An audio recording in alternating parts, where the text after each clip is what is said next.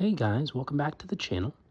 So today we are looking at this finished tray of fermented coffee chaff. And this is a part of our process that we were working on to come up with a pest-resistant Bokashi flake or Bokashi bran. This actually works as the starter for how we ferment our food scraps. And in the last episode, we were taking the fermented coffee chaff, which was still moist, and we were spreading it out on these little lids to allow them to dry. And one of the main concerns that I had was whether this was going to stay as clumps like this or whether we were going to be effectively able to flake it. Now, the benefit of being able to flake it and get it nice and nice, airy, and in small little bits, kind of like this, is that it can go a lot farther. We can use less to ferment the same amount. If I have to use clumps like this every time I go to ferment some food scraps, I'm going to go through this very quickly. But if I can use little flakes like this and take a little scoop of those and sprinkle them on the food scraps, then this can go a lot farther.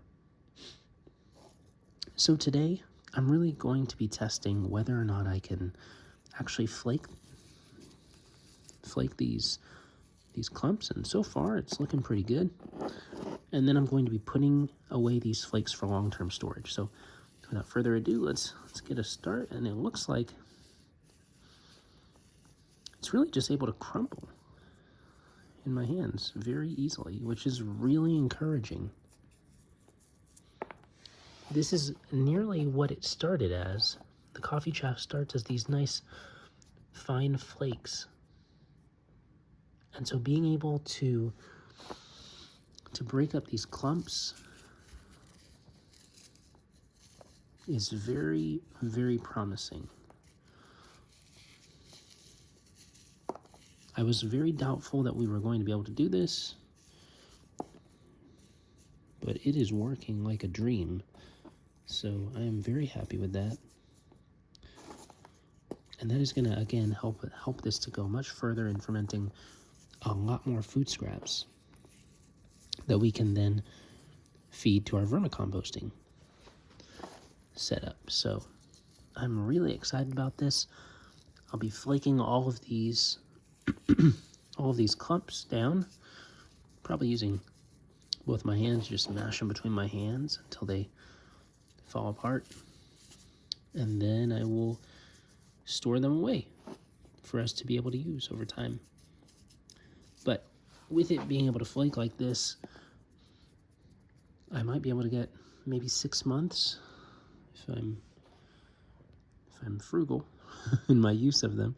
I'd be able to get about 6 months out of these because I have 3 trays. So this is just one tray that I'm showing you right here, but I've got another one right next to it and a third one on the other side. So I'm very, very excited about this and really looking forward to using it.